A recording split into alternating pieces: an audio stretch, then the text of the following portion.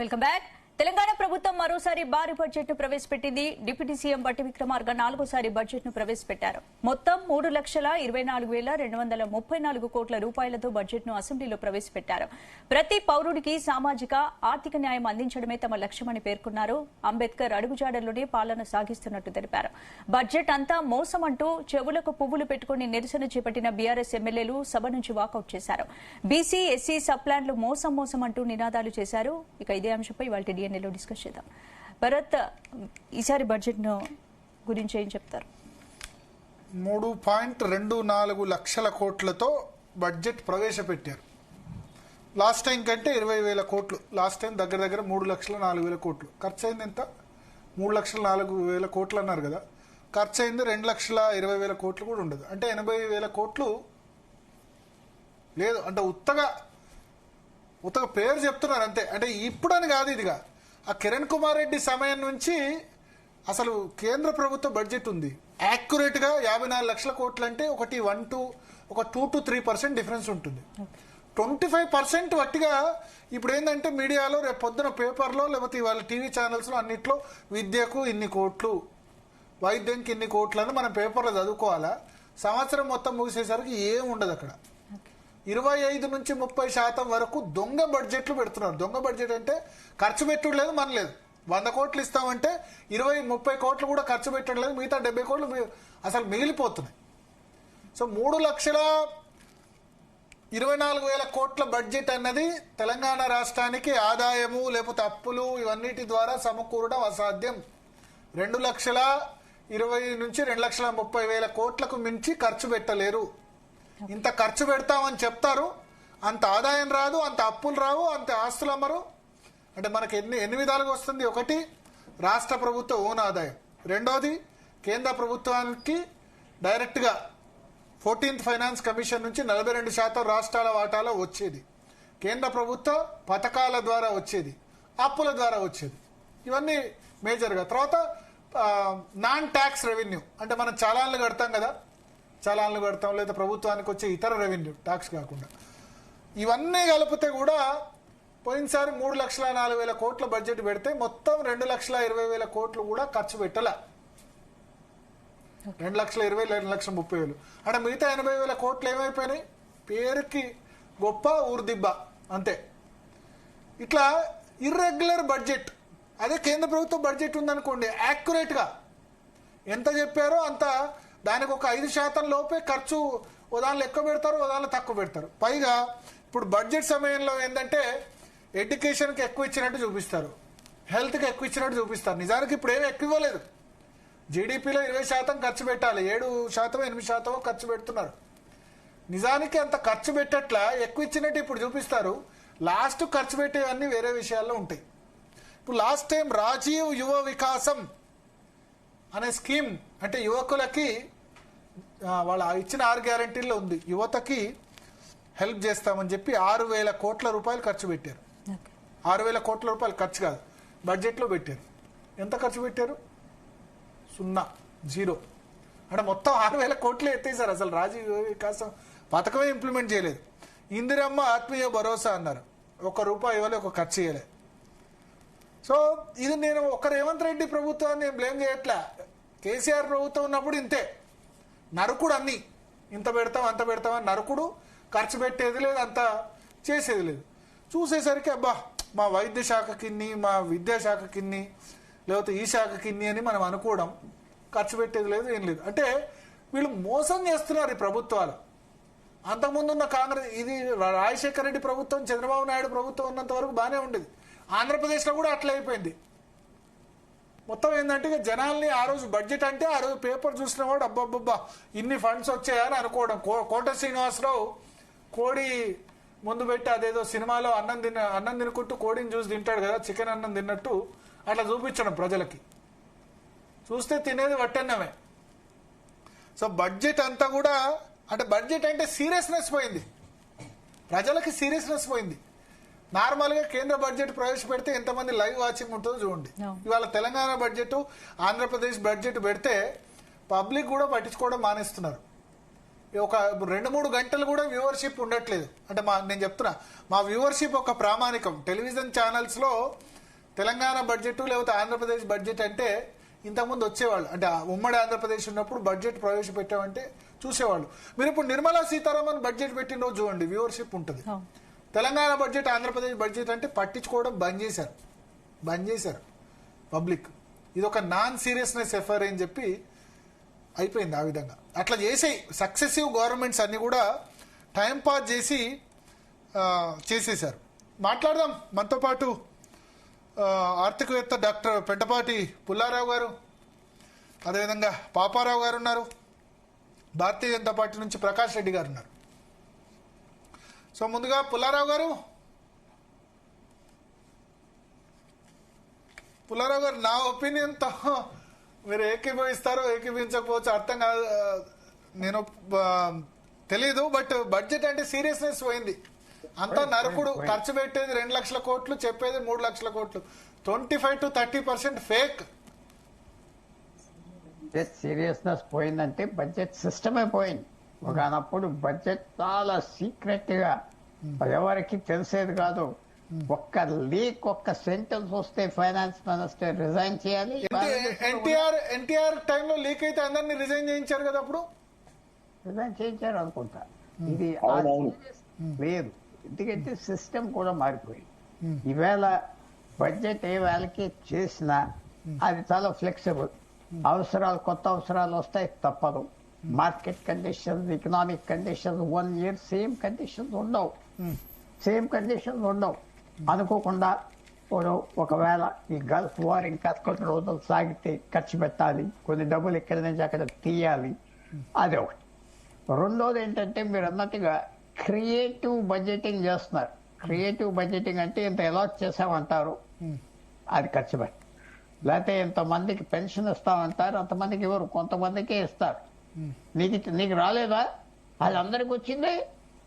ఆ గొర్రెల పంపకం చూడండి తెలంగాణలో ఒకనప్పుడు ఆ లారీలతో గొర్రెలు తిప్పేవారు, ఎవరికి అందలేదు ఆఖరికి. అలా తిరిగే ఏ ఊర్లో ఇస్తున్నారంటే ఆ ఊరు, ఈ ఊరు అంతే అయిపోతారు. సో ఇది కూడా ఈ గ్యారంటీస్ అంటే ఈ రాష్ట్రం అని కాదు, ఏ రాష్ట్రం అయినా అందరికి వెళ్తుందా? Rythu Bharosa, central government Kisan fund, Prakash Reddy గారు ఒప్పుకోరు అనుకోండి, ఆయన అందరికీ చక్కగా పుష్కలంగా అందిందంటాడు ఆయన. బట్ ఎవరికి అందుతుంది? నాకు అందటం లేదు, మిగతా వాళ్ళకి అందుతుంది ఏమో అని అలాగుంటాయి. ఎంత క్రియేటివ్ బడ్జెటింగ్ కొంతవరకు బ్లేమ్ చేయలేము. ఆ సిస్టమ్ మార్చుకోలేమో. ఆ సిస్టమ్ ఇవాళ అమెరికాలో ఏం చూస్తున్నారు? సడన్ గా ఇరాన్ వార్కి $200 billion అడిగాడు వాళ్ళు పార్లమెంట్ ని. వాళ్ళు పాస్ చేస్తారు, చేయరు, తగ్గిస్తారు, అది ఇమీడియట్ గా. సో మన సిస్టమ్ మోడర్న్ ఫైనాన్షియల్ నీడ్స్ కి సరిపడలేదు, మార్చుకోవాలి. ఆ స్టేట్ బడ్జెట్స్ అంటే ఎవరు వినరు, మీరు చెప్పింది కరెక్టే. సెంట్రల్ బడ్జెట్ కూడా కొద్దిగా ఇంట్రెస్ట్ తగ్గింది. ఎప్పుడైతే రైల్వే బడ్జెట్ వేరే చేశారో, కొన్ని చేశారో, జిఎస్టీ వచ్చిన తర్వాత ఇంట్రెస్ట్ తగ్గిపోయింది, కానీ ఇంకా కొంచెం ఉంది, పర్లేదు స్టేట్ బడ్జెట్ తో ఉన్నది. ఎందుకంటే రాష్ట్రానికి ఏమి ఇచ్చారు, కొన్ని సబ్జెక్ట్స్ కి ఏమి ఇచ్చారు, ఎక్సైజ్ ట్యాక్స్ కన్సెషన్స్ ఇవన్నీ ఏదో ఉన్నాయి. స్టేట్ బడ్జెట్ కి ప్రిడిక్టబిలిటీ అయిపోయింది, ఏం వస్తుంది ఏం చేస్తుందో తెలుసు. తర్వాత చిన్న కమెంట్ కూడా చెప్తున్నా, తెలంగాణ బడ్జెట్ అనే కాదు, మీరు బస్సు వాడకపోతే, మీకు పిల్లలు లేరకపోతే గురుకుల దానికి వెళ్ళేదానికి మీరు ఇది మీకేం లేదు. ఒక సెక్షన్ ఆఫ్ పీపుల్ కి బడ్జెట్ లో ఏం లేదు. ఒక 20-year-old పర్సన్ స్కూటర్ ఉండి అన్ఎంప్లాయిడా లేకపోతే చిన్న ఎంప్లాయ్మెంట్ ఉంటే అలాగేం లేదు, ఏం రావట్లేదు ఈ బడ్జెట్ లో. బస్సు వాడినోడికి లేకపోతే సో ఇది కూడా మన కొంచెం చాలా ఎక్స్క్లూడ్ చేస్తున్నారు రాష్ట్ర ప్రభుత్వాన్ని. ఇంట్రెస్ట్ చాలా ఎక్స్క్లూడ్ చేస్తున్నారు, అది కొంచెం సరి చేయటం లేదు. మీరు అడిగే ప్రశ్న కూడా ఒక టెక్నికల్ మ్యాన్ ఫైనాన్స్ మినిస్టర్ గా ఉండాలంటే అక్కర్లేదు. ఎందుకంటే ఆ టెక్నికల్ పీపుల్ ఉన్నారు బడ్జెట్ చేయటానికి. తర్వాత స్టేట్ బడ్జెట్స్ ఏంటంటే అది పెద్ద inflation, currency management, foreign exchange management ఇవన్నీ ఉండవు, ఇవన్నీ లేవు. అది. సో అది కూడా కొంచెం వాళ్ళని రెస్ట్రిక్ట్ చేస్తుంది. సో ఏదైనా టైం వచ్చింది, ఈ బడ్జెట్ సిస్టమ్ మార్చాలా, మేక్ ఇట్ మోర్ రెలవెంట్. ఈ యుఎస్ సిస్టమ్ లాగా హియరింగ్స్ పెట్టి ఎమ్మెల్యే మన లెజిస్లేటివ్ అసెంబ్లీ కౌన్సిల్లో కూర్చుని డిస్కస్ చేస్తే బాగుంటుందా, అది కూడా ఆలోచించు. లేకపోతే ఈ బడ్జెట్ హెస్ బికమ్ ఇర్రెలవెంట్ అన్నాం, become a little less relevant. కొద్దిగా అంత డైరెక్ట్ ఇంపాక్ట్ ఎవరి మీద కనపడలేదు, కొద్దిగా మార్చే పరిస్థితి కూడా వచ్చు. తప్పకుండా రియలిస్టిక్ గా బడ్జెట్ పెట్టి రోజు వస్తుందా మళ్ళీ? ఏమంటారు? బడ్జెట్ రియలిస్టిక్ గా పెట్టడానికి ఎందుకు ప్రభుత్వాలు శాసించాలి? అది depends on the chief minister of the state, finance minister. But last 2012 లో నాకు గుర్తుంది, ఆనంద్ రామనారాయణ రెడ్డి, కిరణ్ కుమార్ రెడ్డి సమయంలో పెట్టిన బడ్జెట్ అప్పటి నుంచి ఇట్లా అన్రియలిస్టిక్ గా జరుగుతుంది. అదే ఒకనప్పుడు చిదంబరం కూడా 5% ఓకే కానీ 20-30% డివియేషన్ వస్తుంది ఖర్చు పెట్టడానికి. ఆ రోజు ఆ ఈవినింగ్ మీడియా చెప్పుకోవటానికి చేస్తున్నారు. అన్రియలిస్టిక్ గా ఉన్నది, బడ్జెట్ రియలిస్టిక్ గా చేసి కొంచెం మోడిఫై చేస్తే అది ఆ గవర్నమెంట్ ఆ ముఖ్యమంత్రి మీద ఆధారపడి ఉన్నది. ఆయన చేయాలంటే చేయొచ్చు, మొదల నుంచి ఓపెన్ గా చేయొచ్చు, ట్రాన్స్పరెంట్ గా చేయొచ్చు. పీపుల్ కూడా హ్యాపీ అవుతారు. అది ఆయన చేతిలో ఉన్నారు, ఎవరు ముఖ్యమంత్రి ఆయన చేతిలో ఉన్నారు. అది మరి ఆ బ్యూరోక్రాట్స్ కూడా కొద్దిగా ఇమాజినేటివ్ పీపుల్ ఉండాలి. లేకపోతే వాళ్ళే కన్జర్వేటివ్ గా లాస్ట్ ఇయర్ ఇలా చేస్తాం, ఇలా చేసి వెళ్ళిపోదాం, కొత్త ఎందుకు, కొత్త అయితే క్రిటిసిజం వస్తుంది అని చెప్తారు కూడా. ఆఫీసర్స్ ఎక్కువ సలహాలు ఇస్తారు, ఆ సలహాలకు కూడా లొంగిపోతారు అధికారంలో వచ్చిన వాళ్ళు. దేర్ఫోర్ తప్పకుండా మార్పుకి అవసరం. మేక్ ఇట్ రెలవెంట్, ఫ్రూట్ఫుల్ చేయండి, ఉపయోగపెట్టండి. లాస్ట్ రూపాయి మంచి ఇంపాక్ట్ వచ్చే లాస్ట్ రూపీ ఇంపాక్ట్ అది చూడాలి. ఈ డబ్బంతా నెక్స్ట్ ఇయర్ మార్చిలో రిలీజ్ చేస్తారు. ఎక్కువ మీకు అందరికి తెలుసు కదా, ఎక్కువ ఫండ్స్ ఆ నెలలో గడిబిడిగా రిలీజ్ చేస్తారు. మార్పు టైం వచ్చింది, చేస్తారా అది చెప్పండి. ఓకే ఓకే పాపారావు గారు, ఏంటి మీ ఒపీనియన్ తెలంగాణ బడ్జెట్ మీద, ఇవాళ ప్రవేశపెట్టిన బడ్జెట్ మీద? అంటే కొన్ని మాటలు ఉన్నాయి కదా, మాయా, మిథ్య, మార్మికవాదం, ఇట్లాంటి మాటలు ఉన్నాయి. ఆ మాటల గురించి ఏం చర్చించినా చివరికి ఏం తేదు. ఈ బడ్జెట్ కూడా అంతే. ఈ బడ్జెటే కాదు, రేవంత్ రెడ్డి గారి 3 బడ్జెట్లు అంతే. ఇంత ముందు ఇది మాయా, మిథ్య, మార్మికవాదం. మీరు మొదట్లోనే చెప్పారు, నెంబర్లో పసేం లేదు, అవి అమలు జరిగే అయితే కదా అనే మాట కూడా వాడారు మీరు. కానీ నాకు ఆశ్చర్యం ఏంటంటే భట్టి విక్రమార్క గారు చాలా ఇన్వాల్వ్ అయిపోయి చదివారు ఆ బడ్జెట్ ని. అది అప్పుడు అనిపించింది నాకు, ఇది మాయా, మిథ్య, మార్మికవాదం కదా, ఆయన అంత ఇన్వాల్వ్ అయితే అవుతున్నారు. భట్టి విక్రమార్క గారి ఆవేశంలో ఆఖరి మిగిలేదు ఆయాసమే కదా, ఏమి జరగదు కదా. ఆయన ఎంత ఆవేశపడ్డా ఆఖరికి ఆయాసం మిగిలేదు. ఆ బడ్జెట్ లో ఏమో అమలు జరగదు. ఆయనకి తాత్కాలికంగా ఒక కథ నవల చదివినట్లు పైకి అవుట్ నెరేషన్, అది బయటికి కనుక చదివి అందరికి నలుగురికి వినిపిస్తే కలిగే సంతోషం తప్పితే ఇదేమీ లేదు ఈ బడ్జెట్ లో. శూన్యం అది. రెండోది, ఎందుకంటే ఇన్ని అబద్ధాలు చెప్పిన కాలం ఇంత గడిచిన తర్వాత ఇంకా ఆ బడ్జెట్ ఎవరు నమ్ముతున్నారనేది అబద్ధం. మీరు స్పష్టంగా చెప్పారు ముందే, ఈ బడ్జెట్ ఎవరు పట్టించుకోవట్లేదు, పట్టించుకోరు కూడా. సో అది తర్వాత ఏంటంటే ఇక్కడ నేను ఒకటే చెప్పేది, దీనిలో మీకు స్పష్టంగా ఫస్ట్ కనపడేది ఒకటే, ఏమంటారు, 3,24,000 కోట్ల బడ్జెట్ వేశారు. ఒకటే నెంబర్ తో దీన్ని డిస్ప్రూవ్ చేయొచ్చు, ఇంత చేయలేరు. లాస్ట్ ఇయర్ కూడా మీరు చెప్పినట్టు 70,000 కోట్ల రూపాయలు షార్టేజ్ పడింది. ఒప్పుకున్నారు, ఆమె అక్కడ దాకా ఖర్చు చేయలేకపోయాడు. మన 78,000 కోట్లు అంటే 1/3, ఆల్మోస్ట్ 1/4 ఎక్స్ట్రా వేశారు లెక్కల్లో. ఇప్పుడు ఈ సంవత్సరం జనవరి ఎండింగ్ నాటికి రాష్ట్ర ప్రభుత్వానికి వచ్చినటువంటి ఆదాయం 1,39,000 కోట్ల రూపాయలు. ఈ సంవత్సరం మొత్తానికి వీళ్ళు అంచనా వేసుకున్నటువంటి ఆదాయం ఏంటంటే 2,29,000 కోట్ల రూపాయలు అంచనా వేస్తున్నారు. ఈ సంవత్సరం మొత్తం మాకు ఇంత ఆదాయం వస్తుంది అని. వచ్చింది ఎంత జనవరి ఎండ్కి, జనవరి చివరి కంటే 31 వేసుకోండి. వచ్చింది ఎంత అంటే 1,38,000 కోట్లు వచ్చింది. అంటే ఇంకా 2 నెలలే ఉన్నాయి, ఫిబ్రవరి, మార్చి 31 వస్తే ఇయర్ అయిపోద్ది. ఈ 2 నెలల్లో ఎంత రావాలి, ఇంకా గ్యాప్ ఎంత ఉంది, ఆల్మోస్ట్ 90,000 కోట్ల పైన ఉంది. నిజానికి ఎంత రావడానికి అవకాశం ఉంది, యావరేజ్ న ప్రతి నెల వీళ్ళకి వచ్చింది 13-14,000 కోట్లు. ఏదో 1,38,000 కోట్లు చూస్తే 10 పెట్టి డివైడ్ చేస్తే ఒక 13-14 లక్షల కోట్లు వచ్చినాయి. 13,000 కోట్లు, 13-14,000 కోట్లు నెలకు వచ్చినాయి. 28,000 కోట్లు ఈ 2 నెలలకు కలిపి వస్తాయనుకుంటే అది కూడా కూడితే ఎంత అవుద్ది, అది సుమారుగా 1,66,000 కోట్లు అవుద్ది.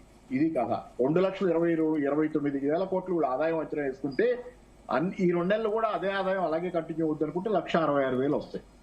సో అది బడ్జెట్ పరిస్థితి. ఆదిలోనే హంసపాద్ అంటారు.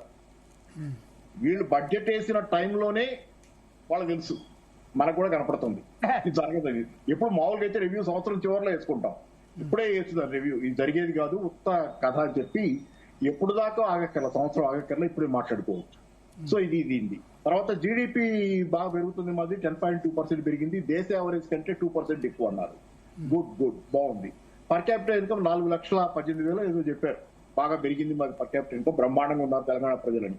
కానీ అదే పక్కన ద్రవ్యోల్బణం చాలా తక్కువ ఉందని చెప్పి 2% లోపు, ఎంతో 0.2% ఏదో 0.20% ఏదో చెప్పారు లెక్క. అదే కాదు, పోయిన సంవత్సరం చూడండి ఈ ద్రవ్యోల్బణం అక్టోబర్ నవంబర్ మాసాల్లో హోల్సేల్ ప్రైస్ ఇండెక్స్ మైనస్ లో ఉంది తెలంగాణది. అక్టోబర్ లో అయితే consumer price index, retail price index 10 సంవత్సరాల కనిష్ట స్థాయిలో ఉంది, అంత లోయెస్ట్ మైనస్ లో ఉంది, -0.25%. అసలు ఎప్పుడైనా ద్రవ్యోల్బణం అంత మైనస్ లోకి ఎప్పుడు పడుతుంది? డిఫ్లేషన్ అంటా ఉందండి ప్రతి ద్రవ్యోల్బణం. మైనస్ లోకి ద్రవ్యోల్బణం ఎప్పుడు వెళ్ళుద్దంటే జనాల కొనుగోలు శక్తి లేక, డిమాండ్ లేక, మార్కెట్ లో ఏది అమ్ముడు పోకపోతే సరుకులు తగ్గించి అమ్ముకునే పరిస్థితి ఉంటే ధరలు తగ్గించి సేల్ పెట్టినట్టు, అట్లాంటి పరిస్థితిలో ప్రతి ద్రవ్యోల్బణానికి వెళ్ళుద్ది. ద్రవ్యోల్బణం లోయెస్ట్ లెవెల్లో ఉంటామంటే అక్కడ పరిస్థితి బాగాలేదని, అందుకే బ్యాండ్ కూడా పెట్టింది. రిజర్వ్ బ్యాంక్ 2 to 6% ఎందుకు పెట్టింది? ఆ బ్యాండ్ లో ఉండాలి. కిందకెళ్ళినా ప్రమాదమే, కిందకెళ్తే ఎక్కువ ప్రమాదం. తెలంగాణలో కిందకెళ్తుంది ద్రవ్యోల్బణం, దేశంలో కనిష్ట స్థాయిలో ద్రవ్యోల్బణం. అది రేవంత్ రెడ్డి గారు గొప్పగా చెప్పుకుంటారు. ఏమో చెప్పుకుంటారు, దేశంలో మన ద్రవ్యోల్బణాన్ని తగ్గించాలని చెప్పి గొప్పగా ఆయన చెబుతున్నాడు. తగ్గించడం కాదు, జనజీవన ప్రమాణాలను మీరు కుదేలు చేశారు కాబట్టి అదే పడిపోయింది ద్రవ్యోల్బణం. మీరు చూడండి, కేసీఆర్ గారు ఉండగా, నేనేం పొగట్టు కోసం చెప్పట్లా, తెలంగాణలో గ్రామీణ ప్రాంతాల్లో కానీ నగర ప్రాంతాల్లో ద్రవ్యోల్బణం ఎక్కువ ఉండేది, దేశంలో మిగతా రాష్ట్రాల కంటే కొంచెం ఎక్కువ ఉండేది.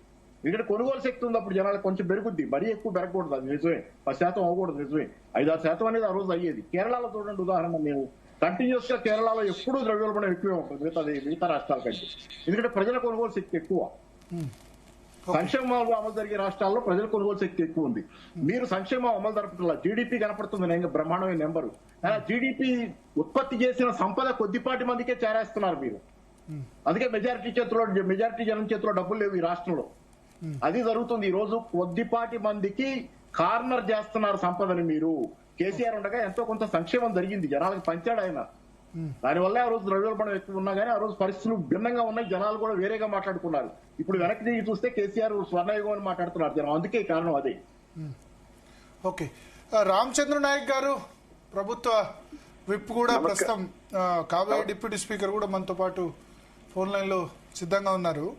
రామచంద్ర నాయక్ గారు ఒక్క నిమిషం లైన్ లో ఉండండి, భారతీయ జనతా పార్టీ ఒపీనియన్ తీసుకుందాం. ప్రకాష్ రెడ్డి గారు నమస్తే అండి. నమస్తే, ఏం చెప్తారు? పెద్దలందరికీ నమస్కారం. మీకు కూడా సార్. నా దగ్గర 24-25 బడ్జెట్ కాపీ ఉంది, 25-26 ఉంది, 26-27 కూడా ఉంది. అన్ని తీసి పెట్టుకుంటున్నా, జాగ్రత్త దాచి పెడతాను, ఇంకా 3-2 ఏళ్ళకి పనికి వస్తుంది కదా అని. నేను అంకెలు చూపిస్తాను మీకు, నేను రేపు టాలీ చేస్తాను, దానికోసం ప్రిపేర్ అవుతున్నా నేను. 2000 మీరు ఫస్ట్ టైం 2023 డిసెంబర్ అధికారులకు వచ్చినప్పుడు ఓటాన్ అకౌంట్ సంథింగ్ బడ్జెట్ పెట్టారు. దాని తర్వాత జూలైలో ఐ థింక్ 2024-25 బడ్జెట్ పెట్టింది, జూలై 25వ తారీఖులో పెట్టారు. 2024లో పెట్టింది.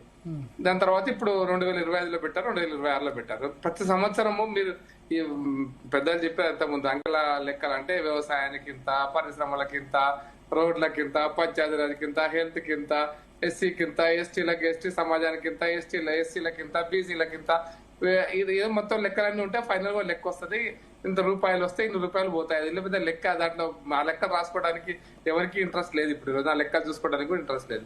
బట్ పాలసీ మ్యాటర్ గా, అదే పాలసీ మ్యాటర్ గా ఈ ప్రభుత్వం ఏమన్నా అప్పుడు మీకు ఆశ్చర్యపోతారు. 2014లో ఉన్నాయి, 2024-25లో ఎన్నో పాలసీలు. మీకు నిజాం షుగర్ ఫ్యాక్టరీ తెరిపిస్తారు కదండి, ఆశ్చర్యకరమైన విషయం. నిజాం చుట్టుపక్కల పరిశ్రమలతో పాటు హైదరాబాద్ విపత్తుల హైదరాబాద్ తో పాటు నిజాం మూసీ ప్రక్షాళన సేమ్ మళ్ళీ 1,100 కోట్లు ఇచ్చారు. అప్పుడు కూడా 1,122 కోట్లు అప్పుడు కూడా ఇచ్చింది మూసీ ప్రక్షాళన కోసం.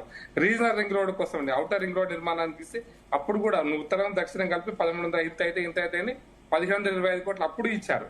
షెడ్యూల్ ఏదైనా కూడా అప్పటికి ఇప్పటికి ఏమి తేడా లేదు. సంఖ్య యాజ్ ఇట్ ఈజ్ గా మైనారిటీ సంక్షేమం అనుకోండి, బీసీ సంక్షేమం అనుకోండి, వైద్యానికి ప్రతి సంవత్సరం కొంచెం ఒక్కొక్క 1,000 2,000 పెంచుతూ ఇస్తున్నారు తప్పిస్తే ఇంకా ఏది ఇప్పుడు మీకు ఇంతకుముందు ఈ రోజు ఇరిగేషన్ చెప్పారు కదా 22,000 కోట్లని 24-25లో కూడా 22,301 కోట్లు.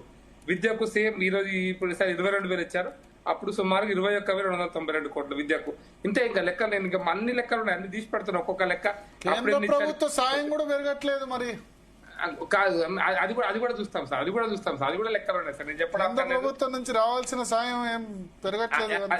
అది కూడా ఈ సంవత్సరం లెక్క ఉన్నది సార్, అది కూడా ఈ సంవత్సరం లెక్క ఉంది. State share in central taxes 2024-25లో 27,050 రూపాయలు వచ్చింది సార్. 25-26లో బడ్జెట్ ఎస్టిమేషన్ లో 29,899 వచ్చింది. ఒరిజినల్ గా ఫైనల్ గా వస్తున్నది ఎంత అంటే 29,471, 250 కోట్లు తక్కువ వచ్చింది. ఈ సంవత్సరం ప్రొజెక్షన్ లో 33,181 కోట్లు వాళ్ళు ఇచ్చుకున్నటువంటి ప్రొజెక్షన్. ఇంకో 3,000 కోట్లు పెంచుకున్నారు, అంతే మాక్సిమం 3,000 కోట్లు కన్నా కొంచెం అటు పెంచుకున్నారు. ఇదేం తగ్గలేదు సార్. అట్లాగే మీరు ట్యాక్స్ రెవెన్యూలో కానీ లేకపోతే గ్రాంటీన్ ఎయిర్ లో 7,000 కోట్లు, లాస్ట్ టైం 22,000 కోట్లు వస్తే 11,000 కోట్లు వచ్చింది, ఇప్పుడు ఈసారి 24,000 కోట్లు ఇచ్చారు. ఎందుకు వస్తలేదనే దాని మీద కూడా కొంత చర్చ జరగాలి కూడా. నేను అనేది ఏంటంటే వాళ్ళు కాగితం పుస్తకాలలో ఎంత చదవచ్చు అద్భుతంగా చూడవచ్చు, కానీ ఇంత పుల్లారావు గారు చెప్పిన ఒక పాయింట్ నాకు వచ్చిందా లేదా అనేది ప్రజలు చూస్తారు సార్. నాకేం వస్తుందనేది చూసిన తర్వాతనే ప్రజలు మిగతా విషయాలు నాకు వస్తుందా, బస్సు ఎక్కుతున్నానా బస్సు ఎక్కలేనా, వాళ్ళు చెప్పిన పాయింట్ అది. నాకు స్కాలర్షిప్ వస్తుందా లేదా, నాకు ఫ్రీ స్కూల్ వస్తుందా లేదా, ఇవి లెక్కలుగా చూశారు కదా. అవసరం అంటే బెనిఫిషరీస్ ఎవరు అనే దాని మీదనే ఇప్పుడు చర్చ అంతా జరుగుతుంది. కానీ నేను ఓవరాల్ గా రాష్ట్ర పరిస్థితి వారు చెప్పినటువంటి దీంట్లో అప్పుల విషయంలో 2024-25లో 24లోనే వాళ్ళు మొత్తం శ్వేతపత్రం ప్రకటించారు సార్. తెలంగాణ రాష్ట్రంలో ఉన్న అప్పుల గురించి మొత్తానికి శ్వేతపత్రం ప్రకటించారు 2024లోనే. ఆ శ్వేతపత్రంలో 6,71,000 కోట్ల రూపాయల అప్పులు ఉన్నాయి, మేము దాన్ని అడ్జేస్తున్నాం అన్నారు. కానీ ఈ ప్రభుత్వం కూడా సార్, నేను పెద్దల వాళ్ళ లెక్క దొరుకుతుంది కానీ 2024-25లో వాళ్ళ అధికారంలోకి రాకముందు 23-24లో ఎఫ్ఆర్బిఎం అప్పులు 3,90,000 కోట్లు, ఇది 27% అని జీడీపీ అని రాసుకున్నారు. ఈ సంవత్సరం ఎంత అంటే ఈ సంవత్సరానికి 5,20,550,000 కోట్లు ఎఫ్ఆర్బిఎం అప్పులు అవన్నీ కలిపి ఇప్పుడు 3 ఏళ్ల తర్వాత 29% జిఎస్డిపిలో రాసుకున్నారు. నెంబరు పెరిగింది, పర్సెంటేజ్ పెరిగింది. మరి మేము 23-24 కంటే ముందు మేము ఆ మిగులు తెలంగాణ ఇస్తే అప్పుల తెలంగాణ చేసిన వాదం ఎక్కడికి పోయింది అనేది ప్రభుత్వం చెప్పాలి. లెక్కలైతే ఉన్నాయి కదా, నేను చెప్పిన లెక్కలుగా వాళ్ళ పుస్తకం లెక్కలే, నేను కొత్త పుస్తకం ఏం చెప్పండి, వాళ్ళ పుస్తకం ఉన్న లెక్కలే, అందులో రేవంత్ రెడ్డి గారు బట్టి విక్రమార్క బొమ్మలు ఉన్న పుస్తకమే. మరి ఎక్కడికి పోయింది? 29% ఈ రోజు మీకు జీడిపిలో ప్రపోర్షనెట్ గా పెరిగింది, పర్సెంటేజ్ కూడా పెరిగింది, ప్లస్ ఫిగర్ కూడా 150 కోట్లు 1,50,000 కోట్లు అదనపు అప్పు తీసుకున్నారు. మరి ఎక్కడ అంటే తీసుకున్నారు లేదా 2 సంవత్సరాల మూడో సంవత్సరానికి ఇది ఖచ్చితంగా ఈ సంవత్సరానికి 50,000 కోట్లు. మరి ఆ 10 ఏళ్లలో గంతే అయింది, ఇప్పుడు 3 ఏళ్ళు అంతే అయింది. అదనంగా మీరు ఈ రుణాన్ని అరికట్టడం కోసం, తగ్గించడం కోసం లేదా స్థిరంగా ఉంచడం కోసం మీరు చేసినటువంటి పని ఏందనేది ఒకటి చాలా ఇంపార్టెంట్ పాయింట్. రెండో పాయింట్ పాపారావు గారు చెప్పింది కరెక్ట్. డిఫ్లేషన్ లో ఎకానమీ ఉంది. ఈరోజు రియల్ ఎస్టేట్ పడిపోయింది, నిత్యావసర వస్తువులు అసలు అమ్ముకోండి రోడ్డు మీద. సార్ 10 రూపాయల టమాటా మీరు కొంటున్నారు కదా, 10 రూపాయలకి అది మీకు ఫ్రీకి ఇస్తామంటే కూడా ఇచ్చిపోయే పరిస్థితి టమాటాకు వచ్చింది కదా. మీరు ఏ కూరగాయలనే తీసుకోండి, 4 ఏళ్లలో తెలంగాణలో కూరగాయలు పండుతున్నాయంటే పండుతలేదు, బట్ ఎంత పండినా ఇది పరిస్థితి. అది మీరు ఏదైనా తీసుకోండి, ఏ వస్తువు అని తీసుకోండి, వారు చెప్పింది కరెక్ట్. కొనుగోలు శక్తి పెరిగినప్పుడు ప్రజలు ఎక్కువ కొంటారు. నా దగ్గర పైసలు ఉంటే 10 షర్ట్స్ కొంటా, పైసలు లేకుంటే 5 షర్ట్స్ కొంటా. నా దగ్గర పైసలు ఉంటే చినిగిపోయిన చెప్పు, పైసలు లేకుంటే కుట్టించుకుంటా, పైసలు ఉంటే చెప్పడబడేసి కొత్త చెప్పు కొనుక్కుంటా. దానివల్ల అంటే అదనపు ఆదాయం ప్రభుత్వానికి ఎప్పుడు వస్తుంది అంటే ప్రజల కొనుగోలు శక్తి పెరిగినప్పుడు, ప్రజలు వస్తువులను కొంటున్నప్పుడు దాంట్లో వచ్చేటువంటి పన్ను రూపంలో వచ్చినటువంటి సొమ్మే ప్రభుత్వానికి ఆదాయం, అది జిఎస్టీ రూపంలో. లేదా పెట్రోల్ ఎక్కువ వేసుకుంటే తిరిగి వస్తా, నాకు పైసలు ఎక్కువ ఉంటే. రామచంద్ర నాయక్ గారు నేను ఎందుకు చెప్తానంటే సార్, నేను ఈ లెక్కలు ఎందుకు చెప్తాను, ఈ సంవత్సరం బడ్జెట్ లో కూడా 2 అంకెలు చెప్పి ముగిస్తాను సార్. ఈ సంవత్సరం బడ్జెట్ లో కూడా వారు పాపారావు గారు చెప్పిన ఫిగర్స్ చెప్పినారు, కానీ అది అట్ ది సేమ్ టైం ఈ సంవత్సరం కూడా వాళ్ళు 73,000 కోట్ల రూపాయలు అప్పు ప్రపోజ్ చేసినారు. ఇది కాకుండా నాన్ ట్యాక్స్ బడ్జెట్ అని చెప్పి, నాన్ ట్యాక్స్ రెవెన్యూ అని చెప్పి 33,000 కోట్లతో పిక్చర్ ఇచ్చారు. 33-35,000 కోట్లు. ఈ నాన్ ట్యాక్స్ రెవెన్యూ అంటే ఏంటంటే సార్, మళ్ళా ప్రజల ఆస్తులను అమ్మడమే. ట్యాక్స్ రెవెన్యూ అంటే ప్రజల సొమ్ము వస్తుంది, నాన్ ట్యాక్స్ రెవెన్యూ అంటే ప్రజల ఆస్తులు. ట్యాక్స్ రెవెన్యూ అంటే ఇప్పుడు చాలా భూముల అమ్మకాలు, సింగరేణి అమ్మచ్చు, భూముల అమ్మకాలు. నాన్ ట్యాక్స్ రెవెన్యూ అంటే చలాన్స్ ఉంటాయి కదా, చలాన్స్ ఇవన్నీ కూడా. అవి అంతే సార్, చలాన్స్ 50 కోట్లు 100 కోట్ల గురించి కాదు సార్. నాన్ ట్యాక్స్ రెవెన్యూ అంటే అది మొత్తం వచ్చేటువంటిదే. 33,000 35,000 కోట్లు అంటే ప్రభుత్వ కార్యాలయాలు ఏమైనా అద్దెకిస్తే లేకపోతే అటువంటి కరెక్ట్ అవన్నీ చాలా తక్కువ వస్తాయి. ప్రకాష్ రెడ్డి గారు అది చెప్పినట్టు. అది వేరే హెడ్ ఉంది సార్, అది వేరే హెడ్ కూడా ఉంది, అది కూడా ఒక హెడ్ ఉంది. అంటే ప్రభుత్వానికి పన్నేతర ఆదాయాలలో అదొక హెడ్ సపరేట్ గా రాసి పెట్టినారు. అది కాదు sir, non tax revenue separate head ఇదిగా. ఆ హెడ్ వేరే ఈ హెడ్ వేరే. దాంట్లో రాసి పెట్టింది అంటే sir non tax revenues, tax revenues, దాంట్లో గ్రాంట్ నేడు, మిగతాది స్టేట్ షేర్, దాంట్లో సపరేట్ కూడా ఉంది సార్. క్యాపిటల్ రిసీట్లలో రెవెన్యూ ఎక్స్పెండిచర్ అంటే దాంట్లో సపరేట్ ఉంది, దాంట్లో సేమ్ దీంట్లోనే. అందుకోసం నేను నాన్ ట్యాక్స్ రెవెన్యూ అంటే భూములు అమ్మాలని ప్రపోజ్ చేశాను. లాస్ట్ టైం కూడా 29,000 కోట్ల 28,000 కోట్ల బడ్జెట్లు పెట్టారు. ఎన్నప్పుడు పోయిందో దేవుని కనుక, అది ఎంత ఏం జరిగిందో దేవుని కనుక. కానీ నేనేంటంటే ప్రజల ఆస్తులమ్మి సంక్షేమ పథకాలు లేదా అప్పు తీసుకొచ్చి సంక్షేమ పథకాలు, దీన్ని బ్యాలెన్స్ చేయడానికి ప్రభుత్వం దగ్గర ఏదైనా మెకానిజం ఉందా? ప్రయారిటీస్ అంటే దేనికి ప్రాధాన్యత ఇవ్వాలా? విద్యకు ప్రాధాన్యత ఇవ్వాలనుకున్నప్పుడు మొత్తం ఫ్రీ ఎడ్యుకేషన్ ఇస్తావా? ఆరోగ్యానికి ప్రాధాన్యత ఇవ్వాలన్నప్పుడు ఆరోగ్యానికి ఫ్రీ ఆరోగ్యం కూడా సిద్ధంగా ఉన్నావు. ఇస్తే ఎంత ప్రైమరీ హెల్త్ సెంటర్స్ ఎంత ఉంటాయి, సెకండరీ ఎంత ఉంటాయి, హైయర్ టెర్షరీలు ఎంత ఉంటాయి?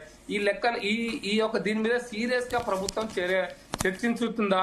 సీరియస్ గా ప్రభుత్వం ఆలోచిస్తుందా? అడుగుదాం ఒకసారి అడుగుదాం. ఆ పుల్లారావు గారు చెప్పింది కరెక్ట్. పుస్తకాలు నేను ఆశ్చర్యపోతారు. 2024, 25, 25, 26, 26, 27 బడ్జెట్ లో కనుక ఆయన ఉపమానాలు, అంబేద్కర్ గారి కొటేషన్స్, గాంధీజీ కొటేషన్ ఇస్తే same to same sir.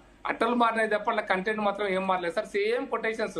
Interesting ఏంటంటే తెలంగాణలో ఇప్పుడు ఈ 200 బిలియన్ డాలర్ల ఎకానమీ వచ్చింది.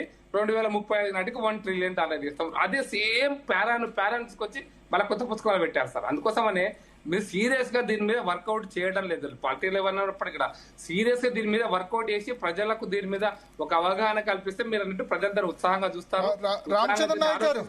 ఉత్సాహంగా చర్చిస్తారు కూడా. రామచంద్ర నాయక్ గారు,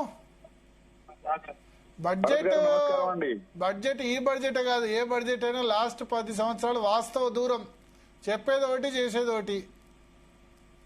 ఖర్చులకు సంబంధించి కూడా భరత్ గారు నమస్కారం. లాస్ట్ బడ్జెట్ లో 6,000 కోట్లు యువ వికాసం అన్నారు, ఖర్చు పెట్టింది 0. ఇంకో చాలా ఉన్నాయి సార్, చాలా ఉన్నాయి సార్. అట్లా అది నేను ఎగ్జాంపుల్ చెప్తున్నా, మొత్తం ఎత్తేసినాయి చెప్తున్నా. భరత్ గారు, ముందుగా జీ తెలుగు ప్రేక్షకులకు, అదే విధంగా కో పార్టిసిపెంట్స్ ప్రకాష్ రెడ్డి గారికి, బాబురావు గారికి అందరికీ నమస్కారం. వాస్తవానికి దగ్గరలో, అదే విధంగా ప్రజలకు మరి ప్రభుత్వ ఫలాలు ప్రజలకు, పేదవారికి, అట్టడుగు వర్గాలకు ముఖ్యంగా చేరే విధంగా ఈ రోజు బడ్జెట్ ను రూపొందించడం జరిగింది. ఈ రోజు మరి బడ్జెట్ లో మీరు చూసి ఉంటారు, మరి ప్రతి కుటుంబానికి ఒక ఇన్సూరెన్స్ 5 లక్షలు ప్రమాద బీమా, అదే విధంగా మరి ఉద్యోగస్తులకు ప్రమాద బీమా ₹1 కోటి, దాదాపు ₹1 కోటి కవరేజ్.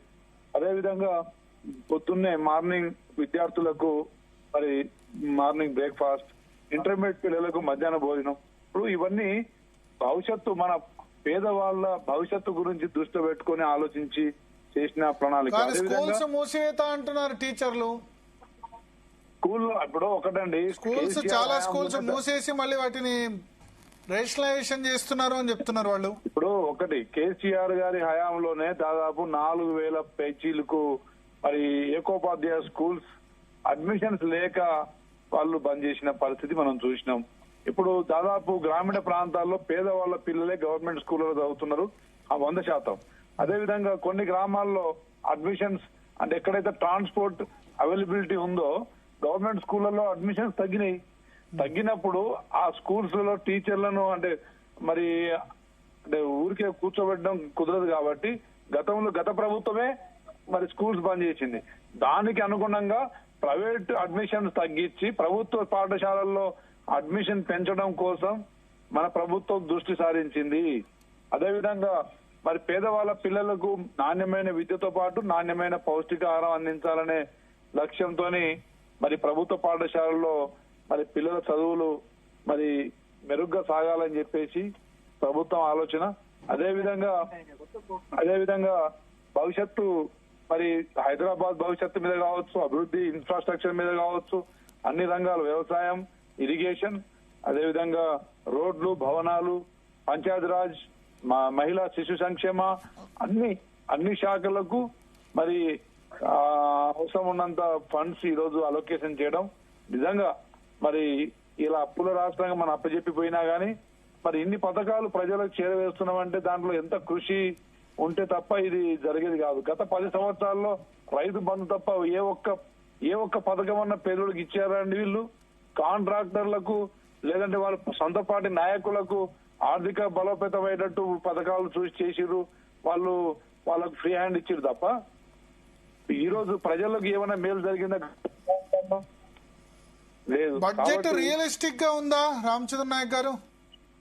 వాస్తవాలకు దగ్గరలో ఉంది. అదే విధంగా మరి సరే మీరు అన్నట్టు ఒకటండు ఇప్పుడు రాజీవ్ యువ వికాసం లాంటివి యాక్చువల్లీ మేము అది లేట్ గా ప్రకటించడం, అదే విధంగా దాని మీద కొంత కసరత్తు చేయడం వల్ల కొంత ఫండ్స్ అలొకేషన్ తగ్గి ఉండొచ్చు.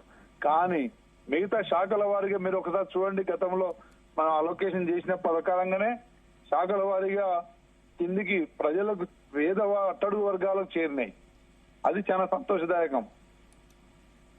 అదేవిధంగా కేంద్రం నుంచి నిధులు రొటీన్ గా రావాల్సిన నిధులే కోతలు చేసుకుంటూ మనకి ఇస్తున్నారు. మరి వాళ్ళు బీహార్ అదేవిధంగా గుజరాత్ లాంటి రాష్ట్రాలకు మరి యూపీ లాంటి రాష్ట్రాలకు ఇచ్చినట్టు అదనంగా ఏమైనా ఇస్తురా అంటే ఇచ్చింది లేదు. ఉన్న దాంట్లో పక్క రాష్ట్రం ఆంధ్రలో దాదాపు 1,20,000 కోట్లండి 1.5-2 years లోనే. మరి వాళ్ళకంత ఇచ్చినప్పుడు తెలంగాణ మీద పవిత్ర తల్లి ప్రేమ ఎందుకు చూపిస్తున్నట్టు? వారు సహకరించినా సహకరించకపోయినా ఉన్న దాంట్లో పేదవాళ్లకు ఫలాలు అందించడమే కాంగ్రెస్ లక్ష్యం. అదేవిధంగా ఆర్థిక సమానత్వం, సామాజిక రాజకీయ సమానత్వం కోసం మరి కాంగ్రెస్ పార్టీ కృషి చేస్తుంది. కాంగ్రెస్ ప్రభుత్వం ముఖ్యంగా రేవంత్ రెడ్డి గారు చాలా హ్యుమానిటేరియన్ గ్రౌండ్ లో అంటే మానవీయ కోణంలో ఆలోచించి ఈ పథకాలు రూపొందించడం నిజంగా హర్షణీయం. వేళ హరీష్ రెడ్డి గారు చెప్పండి భరత్ గారు. ఓవరాల్ ఏంది బీఆర్ఎస్ ఏమనుకుంటుంది బడ్జెట్ మీద? బీఆర్ఎస్ అనుకోవడం కాదండి, అసలు రాష్ట్ర ఆదాయం గణనీయంగా పడిపోయినటువంటి విషయం మీ అందరికీ తెలుసు, పెద్ద మనుషులందరికీ తెలుసు. ప్రకాష్ రెడ్డి గారు అయితేనేమి, పాపారావు గారు అయితేనేమి అందరికీ తెలుసు, ఎమ్మెల్యే గారికి కూడా తెలుసు. కానీ వాస్తవంగా వీళ్ళు పెట్టినటువంటి 3,25,000 కోట్ల బడ్జెట్ వీళ్ళకి రాబడి ఏడు నుంచి వస్తుందండి ఇలా నాకు అర్థమైతలేదు. గడిచినటువంటి 2 ఏళ్ల కాలంలోనే 2,60,000 కోట్ల సుమారు పైచిలకు అప్పులు చేసిర్రు. ఇప్పుడు రాబోయే 3,25,000 కోట్ల బడ్జెట్ లో డిఫ్లేషన్ స్టేజ్ లో ఉన్నాం మనం. లాస్ట్ 6 months నుండి we are completely totally in deflation stage, అంటే రివర్స్ ఇన్ఫ్లేషన్ లో ఉన్నాం మనం. డబ్బులు తీయడానికి జనాలు జంకుతున్నారు ఇలా. అటువంటి పరిస్థితులలో రాబడి రిజిస్ట్రేషన్ అండ్ స్టాంప్స్ డ్యూటీ పడిపోయింది. అలా ఎందుకు పడిపోయింది అంటే రియల్ ఎస్టేట్ కుప్పకూలిపోయింది అలా తెలంగాణ రాష్ట్రంలో. అందరికీ మీకు తెలియని విషయం కాదు, ఏకంగా హైదరాబాద్ ప్రాంతంలోనే రియల్ ఎస్టేట్ సరిగా లేకపోతే ఇంకా పల్లెటూళ్ళలో జిల్లా హెడ్ క్వార్టర్స్ లో రియల్ ఎస్టేట్ పడిపోయినప్పుడు ఒక్క నిమిషం మనం మంచి కోరుకోవాలి. మంచి రాష్ట్ర ప్రభుత్వం మంచిగా ప్రజలకు అన్ని అందించాలని కోరుకోవాలి. పడిపోయిందని మనం కామెంట్ చేసుకుంటూ మీడియాల ద్వారా ప్రజలకు మనం రాంగ్ మెసేజ్ ఇచ్చుకుంటూ పెట్టుబడులు వాస్తవ పరిస్థితులు చెప్తున్నాం సార్. దయచేసి ఒకటే అండి, వాస్తవాలు ఒకటి ఉన్న దాంట్లో గతంలో చేసిన అప్పులకు అసలు వడ్డీ కట్టుతూనే అదనంగా మనం ప్రజలకు ఇన్ని ఫలాలు అందిస్తున్నాం అంటే దాంట్లో ఎంత కష్టపడితే ఎంత కృషి చేస్తే సాధ్యమైంది. తప్పకుండా ఎమ్మెల్యే గారు మీరు అన్నమాట వాస్తవమే కావచ్చు. కాకపోతే మా యాంగిల్ లో ఉండి చూస్తే వాస్తవాలు మాకు వేరే రకంగా కనిపిస్తాయి. ఉన్న వాస్తవ పరిస్థితులు ఎలా రియల్ ఎస్టేట్ రంగం అనేది మాత్రము కుదేలైపోయిన మాట మీరు కూడా నిజం ఒప్పుకోవాల్సిన పరిస్థితి ఎలా. ఇలా రిజిస్ట్రేషన్ స్టాంప్ డ్యూటీ గతంలో 2023 సంవత్సరం వరకు ఏటేటా ఎంత డబ్బులు వచ్చేటివి, ఈ గడిచినటువంటి 2 ఏళ్లలో ఎంత డబ్బులు వచ్చాయని బయట పడిపోలేదు. మీరు రిజిస్ట్రేషన్ అండ్ స్టాంప్స్ ఆదాయం బయట పెడితే ఖచ్చితంగా తెలుస్తుంది. మీకు లెక్క చెప్తాను. దాంట్లో లాస్ట్ టైం బడ్జెట్ ఎస్టిమేషన్ 19,000 కోట్లు ఉంటే 15,000 కోట్లు పచ్చిలకు వచ్చింది, 4,000 కోట్లు పడిపోయింది. ఇప్పుడు ఎగ్జాక్ట్లీ ఇట్లా 4,000 కోట్లు 22% పడిపోయింది. ఎక్స్ట్రీమ్ గా పెరిగిన తర్వాత మార్కెట్ లో ఎక్స్ట్రీమ్ గా రేట్లు పెరిగిన తర్వాత ఒక 5 years 10 years కొంత స్తబ్దత ఉంటదన్నది వాస్తవం. గతంలో 2009 లో కేసీఆర్ గారి కరీంనగర్ బై ఎలక్షన్ లో రియల్ ఎస్టేట్ కొంత డౌన్ అయిన తర్వాత మళ్ళీ దాదాపు 16-17 తర్వాత గ్రేటర్ హైదరాబాద్ ఎలక్షన్ అయ్యేదాకా మీకు మార్కెట్ అంత లేదు. వచ్చినటువంటి ఈ రోజు ఆదాయంలో మీరు ఇంకొక విషయం కలుపుకోవాలి. ఏంటంటే వాస్తవంగా మీరు ఆ రిజిస్ట్రేషన్ వాల్యూస్ కూడా పెంచింది, మీరు మార్కెట్ వాల్యూస్ కూడా రిజిస్ట్రేషన్ గవర్నమెంట్ వాల్యూస్ పెంచింది మీరు ప్రాపర్టీస్. దాని వల్ల కూడా మీకు కొంత ఆదాయం సమకూరినప్పటికీ అంతకుముందు ఉన్నటువంటి ఆదాయంతో పోల్చితే గణనీయంగా పడిపోయిన మాట వాస్తవం. ఇలా లిక్కర్ మీద వచ్చే ఆదాయం కూడా ఇంతకు ముందు ఉన్నంత గ్రోత్ లేదు ప్రజల్లో కూడా. మరి అది వాస్తవంగా అదొక మంచి విషయమే. రెండవది మీకు పెట్టుబడులు అనేది రాష్ట్రంలో ఎప్పుడైతే తప్పకుండా మన ఉద్యోగ ఉపాధి అవకాశాలు, అదే విధంగా ఇంత ముందు ప్రకాష్ రెడ్డి గారు చెప్పినట్టు మనకు అంటే మార్కెట్ పెంచే ప్రతి ప్రయత్నం ముఖ్యమంత్రి గారు చేస్తా ఉన్నారు. ఏది పడిపోలేదు. ఉన్న దాంట్లో ప్రజలకు ఎలా అందిస్తూ భవిష్యత్తు తరాలను మనం అభివృద్ధి పదంలో ప్రపంచ దేశాలతో పోటీ పడే విధంగా మనం చేయాలనే లక్ష్యంతో ముందు సాగుతా ఉన్నారు. దయచేసి అంటే ఒకటి ప్రతి రొటీన్ గా మన పార్టీలని భుజాల మీద వేసుకొని మాట్లాడినట్టు మాట్లాడకుండా వాస్తవాలు ప్రకాష్ రెడ్డి గారు ఇందాక చెప్పినట్లు గత 2 బడ్జెట్ లో ఎట్లాగైతే వీరు 2047 వరకు 35 వరకు 47 వరకు $1 ట్రిలియన్ ఎకానమీ చేస్తామని పదే రిపీటెడ్ స్పీచెస్ లో చెప్పడమే తప్ప కార్యాచరణ అనేది ఎటువంటిది కనబడట్లేదు. ఎందుకంటే ఇవాళ మీరు ఇచ్చినటువంటి హామీలకు మీరు మీరు పెట్టబోతున్నటువంటి బడ్జెట్ సరిపోదు, ఏమాత్రం సరితూగదు. మీరు అక్కడ రైతులకు ఇస్తున్నటువంటి రైతు భరోసా నెగ్గొట్టింది. ఇలా వాస్తవం కదా, డిసెంబర్ లో ఇవ్వాల్సింది ఇలాంటి దాకా మొదలు పెట్టలేదు, రేపటి నుండి స్టార్ట్ చేస్తా అన్నారు. ఒక నిరంతర ప్రక్రియ లాగా 45 రోజులు కొనసాగించుకుంటూ ఇస్తా అంటున్నారు. అది ఎందరి మందికి ఇస్తారో ఎందరి మందికి ఎగ్గొడతారో 45 రోజుల తర్వాత మళ్ళీ మాట్లాడదాం మనం. యువ వికాసం పేరిట లేకపోతే నిరుద్యోగులకు ఇస్తున్నటువంటి 2 లక్షల ఉద్యోగాలు మొదటి క్యాలెండర్ ఇయర్ లోనే ఇవన్నీ కూడా మీరు ఇవ్వలేదు.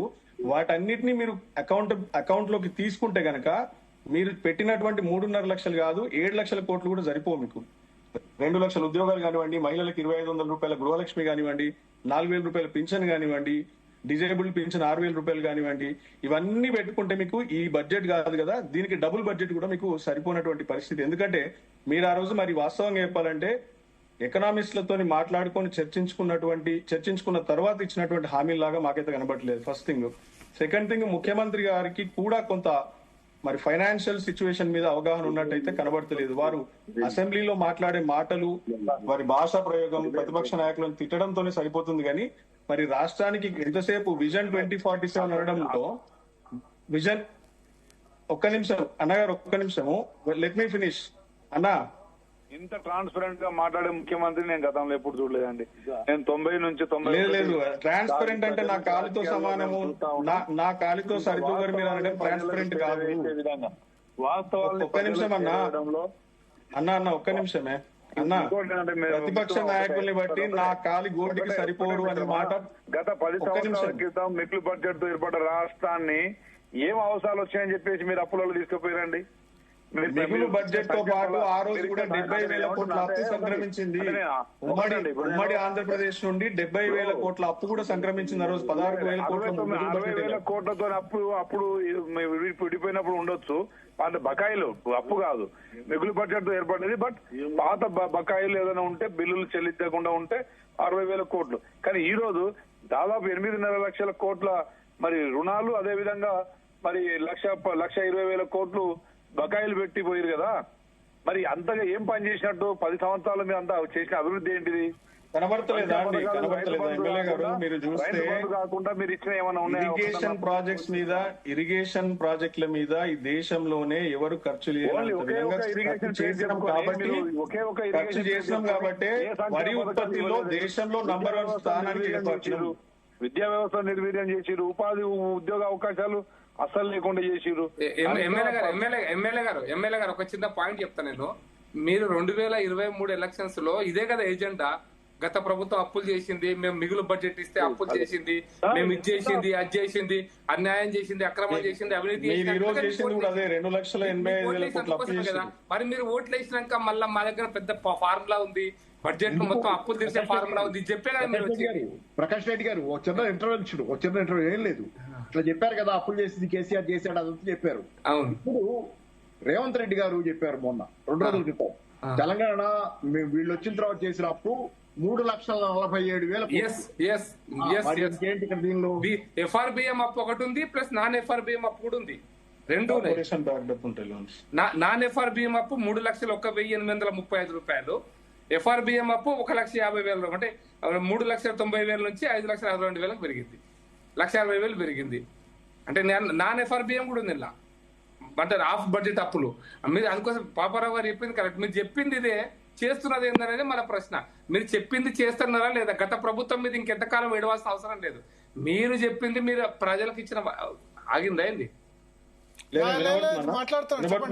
ప్రజలకు ఇచ్చిన వాగ్దానాలు నిలబెట్టుకుంటారా లేదా? మీరు బడ్జెట్ లో, నేను చాలా డిబేట్లో ఉన్న మన భరత్ గారు, మీకు తెలుసు చాలా డిబేట్లోనే ఉన్నప్పుడు మా దగ్గర పెద్ద ఫార్ములా ఉంది, మాకు అన్ని విషయాలు తెలుసు, మాకు ఎకనామిస్టులు ఉన్నారు, మేము ఎట్లా చేయాలో మాకు బాగా తెలుసు, ఈ ఉపన్యాసాలన్నీ ఇచ్చినారు కదా. తెలిసినప్పుడు అఫ్ కోర్స్ మీరు సంక్షేమాన్ని అభివృద్ధిని బ్యాలెన్స్ చేస్తూ పోవాలి.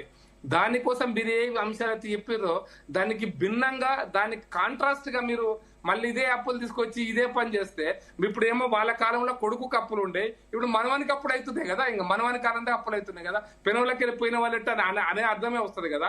మరి మీరు ఇంతకాలం ఇది చెప్పి తప్పించుకుంటారు. ఇంకా 2 ఏళ్ళ మిగిలింది బడ్జెట్. కరెక్ట్ చెప్పాలంటే ఇంకొకటే బడ్జెట్ వీళ్ళకి ఫుల్ బడ్జెట్ మిగిలింది. ఒకవేళ ఎలక్షన్స్ మీరు పోస్ట్ పోన్ అయితే అది వేరే విషయం, కానీ అదర్వైజ్ మిగిలింది 1.5 బడ్జెట్ ఇంకా మిగిలింది వీళ్ళకు. ఇంకా 1.5 బడ్జెట్ లో మీరు చేసేది ఏంది?